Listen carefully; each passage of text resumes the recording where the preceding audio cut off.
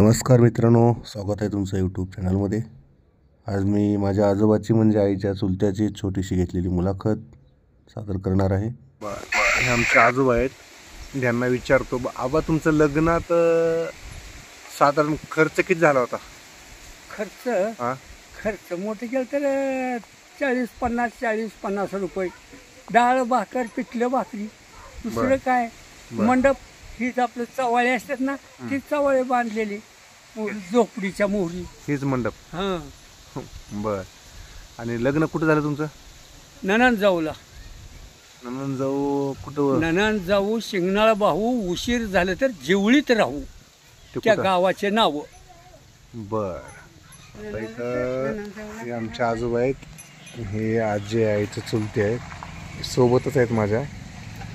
बरं, त्या टायमाला ननंदजाऊ म्हणजे औषधाजवळ येते ना? औषधाजवळ येते ना गाव? ते निलंग्याजवळ येते गाव का? निलंगा बी जवळ नाही ना, औसा बी जवळ नाही। जंगलात कामावर लग्न झाले रानात। बर। त्यावेळेस तुमचं वय किती होतं साधारण?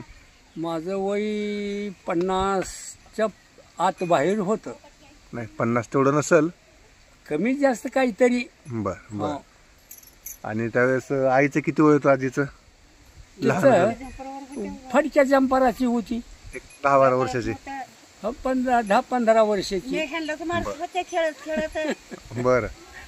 बुकी हाणायचं, जोडण हाणत जायचं। हा हा।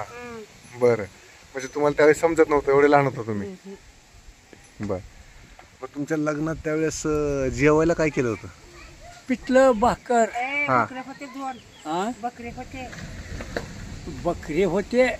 बकरे कुठं का आपली शेवटला आपलं उघड ही नामण्याला पिठलं भाकरी आणि बकऱ्याचं खळबट। खळबट? खळबट। लोक किती होते लग्नाला? काहीतरी 50-50 झोपड्या होत्या लातूरच्या। 8-9 लग्न होते। याच्याच मांडवात 8-9 लग्न। 8-9। तुमच्या लातूरचा अण्णासाहेबाचं लगीन तिथंच, आणि टिप्पानाचं बी तिथंच। बर। आमच्या हनुमंतेचं बी तिथंच। माझं लगीन तिथंच ननंदजाऊला।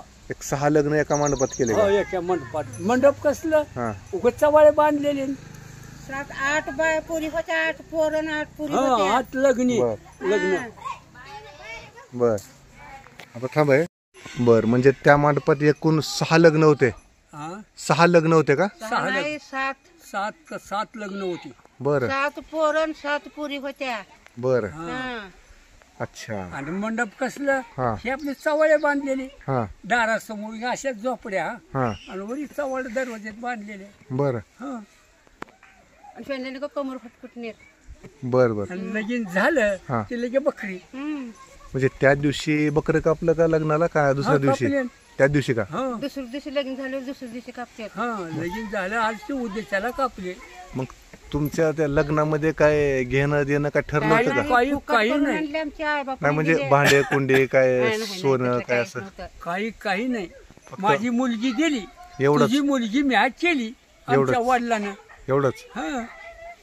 बर। तू दिलास, मी केली आमच्या घरी। बर। भोळे माणसं। मग तुमचं माहेर कोणतं गाव? चाटच इथलंच ना? आमच्या बापाचं गाव तिकडे नांदेड आहे। अच्छा अच्छा। ती त्याच्या आजोबाचं बापाचं होतं, मामा इथंच। तुझ्याहून लहान वयात असताना जी इथं आलं, इथून गेलंच नाही। म्हणजे तुमचे मामा? अच्छा। माझे मामा म्हणजे ह्यांचे वडील। हो। इथं पुन्हा मामानच पुन्हा पोरगी दिली मला। बर। असं का?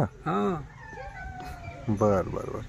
बर, त्या लग्नामध्ये तुमचे इथले कोण गावातले तुमचे मित्र कंपनी आले असतील पहिलवान काय? कुणी नाही। लातूरच्या राळावर आणि चाट्याचे राळावर वड्डाल हीच शिवलीचे का? बर बर। मग दुसरं कुणी नाही, लातूरचे नाही ना, विजापूरचे नाही ना, काही नाही। हे आपल्यात आपलं सगळं गणगोत कामाला गेल्या ठिकाणी माझी पोरगी दिली रे, तुझी पोरगी म्या केली रे, असं बयान। देणं नको बेहणं नको. नुसतं विश्वासावर, हो एकमेकाच्या विश्वासावर. हा बर बरं. आणि सख्यत्व हा आमचा मावळा आमचा बाप सख्य मेहुणी. बर हा बर बर बर. आणि लग्न झाल्यानंतर हम्म. आम्हाला कुठं म्हणजे कुठं बाहेर घेऊन गेलो का, म्हणजे पिक्चर बघायला समजा, नाही नाही नाही रे बाबा. कुठं आळंदीला कुठं म्हणजे दाखवलं का त्यांना नाही, कुठे, नाही. काय काय नाही. म्हणजे कुठं फिरवलं नाही आम्हाला. अजिबात नाही फिरवाया. तरी म्हणजे- कुस्ती खेळत जात होते. हा ही घरी जात होते. आम्हापाशी आकापाशी मामापाशी मी झोपायचं. बर. लय लहान होते नाही. त्याच्या लेकरूच होते मी. तुमच्या लहान टाइम असताना लग्न झाले. तुमच्या काळात पण लातूरमध्ये पिक्चरचे थिएटर होते ना, पिक्चर थिएटर होते की. होते लातूरला होते. तिथं जायला नाही बाबा. मग त्यावेळेस तुम्ही कधी म्हणजे तुम्ही गेला असाल कधी बघायला. पिक्चर बघा हा. जात होता. बर पिक्चर आम्ही कोणचं हा. बघायचं, गब्बर सिंगाचं. बर. शोले. अरे ओ संबा हा क्या करताय रे तू संबा, हा असं ही. डायलॉग. हा शोले पिक्चर. शोले पिक्चर. अमिताभ बच्चन, धर्मेंद्र. हाँ कितने आदमी थे. हाँ कितने आदमी थे. 2 आदमी थे. 2. तुम कितने थे. हाँ. हम 6 होते. हा हा अरे 6 आदमी को 2 आदमी काय सारे तुझे. हा हा हा. असा गब्बर सिंगाने बोलायचं. ते तुम्ही पिक्चर बघितलं. बघितलं पिक्चर. बर बर. आता मला सांगा, आता सध्या तुमचं वय एक 80-85 तर असेल, बरोबर. हा आता- 85. हा मोहरी 1-2 वर्ष अलीकड पलीकड. बर. हा आम्हाचं असेल 75च्या आसपास, 78, हा. 75. 60, 70, 60, 70 असेल. बर हा ठीक आहे. पण तुमच्या अजून काय आठवणी आहेत का, हा. अजून काय आठवणी आहेत का सांगासारख्या आठवणी तुमच्या, आता काय सांगावं, आता काय ध्यानात राहिले तुमच्या महागाला. तरुणपणाच्या, तुमच्या मित्र कंपनीच्या, कामाला गेल्यानंतर तुम्ही म्हणजे एकंदरीत तुम्ही कसे काम करत होता हो? काम कराया, दगडी काम ना सगळे. दगड फोडायला. आणि जोड लागला नाही, जोडलं आमच्या मावळ्याला, हम्म, माझ्या थोरल्या भावाला हम्म. आणि मला. जोड लागला नाही. म्हणजे शिवलीचे काय तर 60-70 माणसं होते. बर आघाडी आमचीच होती दगडाची. बर. हो तुम्ही विहिरीचे काम करत होता ना. हो. हिरीच्या म्हणजे दगड फोडले, हिरी फोडायला नाही, हा दगड फोडायला. असं असं. बांधायला दगड द्यायचे. बांधकामाला दगड आम्ही फोडून द्यायचं. बर बर फाडी, तळसरी, हा. पायऱ्या बर असल्या. बर बर. मग आता तुमच्या वयातले कोण आहेत का मित्र कुस्ती खेळणारे आता सध्या आहेत का. आहेत की. थकले असतील ते आता. ती बी आता आमच्याच वयातले राहिली तर. एकटाच राहिलाय बर. गणू मेटे. बर हो बाकीचे गेले. बबन कटला कुठे गेला, हा. रामू कटला कुठे गेला, वारले. वारली ती. हा हा रावसाहेब मेटे वारला, हा. बाहू मेट्या वारली. बर हा बरेच गेले आमच्या बराबरीचे. मोका. मोका पैलवान, नागोराव पैलवान हम्म. साधे नव्हते, बर फड हादरत होते, हम्म. असले पोरं होते बर आमच्या पिरियड बाहुराव मध्ये. बंजीगड पिंड्या घ्या. हा बाहुराव बंजीगड. भावरावडले कोण्या, वाडाळा कोण्या. असे असे काय होते पैलवान. हा? बर असं आम्ही फडावर जर गेलाव, हम्म. आयला चाट्याचे आले तर हम्म. याच्या कडू संग लावू नका रे आमचं बाबा, फुकट लाव, पण दुसरे संग लाव, बर 2 पैसे कमी दे. हम्म. पण चाट्यावाले संग नग थरथरा कापत होती.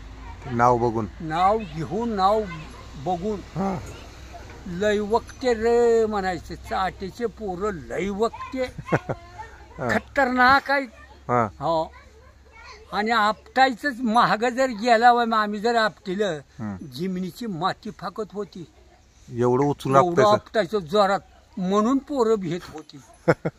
आणि माझा डाऊच होता, हा महाग गेलं हा त्याच्या टांगाला जायचं नाही, दुबीला नाही, दसरंगला नाही, सकीला नाही, हम्म. हा कसल्याच डावाला जायचं नाही. बर उचल की फेक, उचल की फेक, उचल की फेक. बडू बडूच मोकळं. बर. हो म्हणून पोरं भेट होती. चाट्यातल्या पोराच्या नादी लागायचं नाही. नगच म्हणत होते. बर पुन्हा काय झाले अकबर चढायला लागलं शिरतीला बिलकुंडचा पोरासंग टक्कर लागली. पाहुण्याचं पाटलाचं पोरग बर दिगंबर पैलवान बिलकुंडचा. बर कशाचं काय त्याची माझी लागली कुस्ती. माझा वस्ताद म्हणला बघ र बोकाडने बरं आहे बघ नीट खेळ. आमच्या वस्तादानं मला म्हणला. मी म्हणलंय तेवढी काय चिंता करायची नाही म्हणलं. येऊन गेलो आणि येऊनच आलो म्हणलं.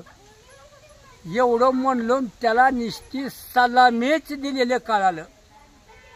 जे घुसलं जे उचललं दूस इतकं निहून मानाच्या काळसावरच टाकलं आणि पुन्हा डाव्या हातानं छातीवर हात देऊन दाबलो. झाली का नाही लबाडी होती म्हणून दाबून धरलो. पुन्हा पंच येऊन राहू द्या झाली सोडा. असला खेळ आमचा खतरनाक. महाग गेलं त्या पोराला पाणी पाजवूनच उठवीत होते. अरे बापरे एवढं आपटायचं. आणि मी महाग गेल्यावर त्याचं टांगाला जात नव्हतो. डुबीला नाही, दसरंगला नाही, डुंगणीला नाही, पटात जायचं नाही. सगळ्या कामं ही डावं आमच्या पाठांतर होते आणि त्यांच्या डावाला मी कसा जाईल. ही डावं तर माझी आहे बर आणि त्यांच्या माझ्या डावाला त्यांनी केल्यावर मी कसा पडन. त्याला तोड देणार. त्याला तोड देऊनच त्याला पाडायचं. बर हो डाडा टाळ्या वाजवायच्या. त्यावेळेस तुम्हाला बक्षीस काय देत होते आबा? बक्षीस तेव्हा काय रुपये 2 रुपये असे बक्षीस. नारळ आणि कुस्ती पाडल्यानंतर पंचावाची बक्षीस 5, 10, 11, 5, 10, 11 त्या पिरियड मध्ये. बर आणि पुन्हा आमची कुस्ती वाढत गेली. हो बर पुन्हा ते ह्याचे पोरं आलते मग पुण्याच्या वरलाकडले कुठले तरी होते. ती पोरं आले. साऱ्या गावात भाकरी मागून त्यांनी दिली जेवाया. बर त्या पैलवानाली. पैलवान तर ह्या बायला गो गुट्टी सारखे तोंडच्या तोंड आणि फडावर गेलं ना. त्या पाता नवीन आलेले पोरं फिरवायची ही गाववाली. ती फिरायला आलं. एक येडा आला. त्यांचे शरीर बघून कोणीच उठायचं नाही. त्यांची बावडी बघून दुसरी कोणी उठायचं नाही. 1 आलं, 2 आले, 3 येड्याला. आमचा वस्ताद म्हणला आयला त्या ह्याला बोलवा र कुणाला त्या कासाराला ह्यानी बांगड्या भरू. बर आमच्या वस्ताद म्हणतोय ह्यानी बांगड्या भरायचे कासाराला बोलवा. ह्या पोरासंग नग त्या पोरासंग नग म्हणल्यावर बांगड्या भरून बसलेलं बरं नाही का. असं म्हणल्यावर आम्हाला पश्चाताप तळपायची हात मस्तकाला गेली आम्हाला. ना बरं समजिले काय आणा फिरून म्हणलं. फिरवून आणले. दिली सलामी आम्ही. आम्हाला उगा हाशी टाळी देऊन पळून गेली कपडे काढाया. बर अशी सलामी अशी दिली नाही. असा टाळी द्यायचं की पळत जायचं की लगेच फरा कपडे काढायचं. लंगूट जांग लावायचं की पळतच आले. आमचा वस्ताद काय म्हणला शिनांना टाळी देऊन पळालेला आहे. ह्याच्या संग कसं खेळावं तुला माहितीये ना. हा तात्या माहिती आहे. ह्याला पाणीच पाजवितो म्हणलं. ह्याच्या संग ह्याला पाडीत नाव आणि पडत नाव. ह्याला पाणी पाजवूनच उठवावं असा खेळतो म्हणलं. वस्तादाचं दर्शन केलं आणि जाऊन सलामी दिली. मानकाडाची एका बुक्कीतच पालथा पाडलो. मानकाडाची गुदारा दिला त्याच्या बुक्कीत पालथा पडल्यावर जाऊन पळत मी धरला नाही. उभा राहिलो.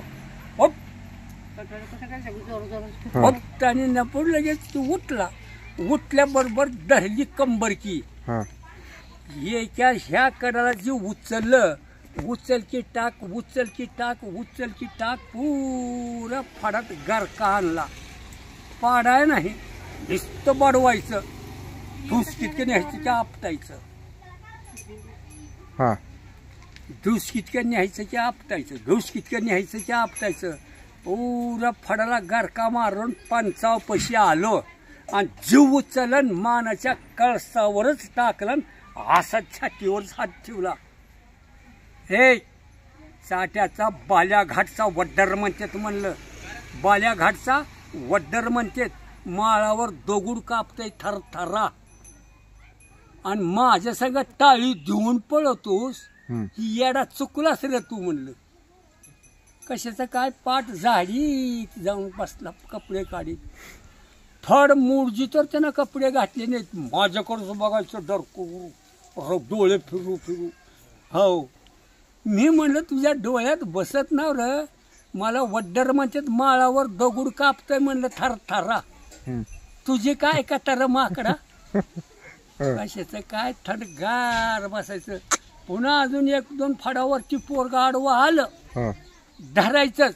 अजून तसंच बडवायचं आणि शेवट उचलायचं की मानाच्या काळसावर टाकायचं आणि छाती दाबून धरायची.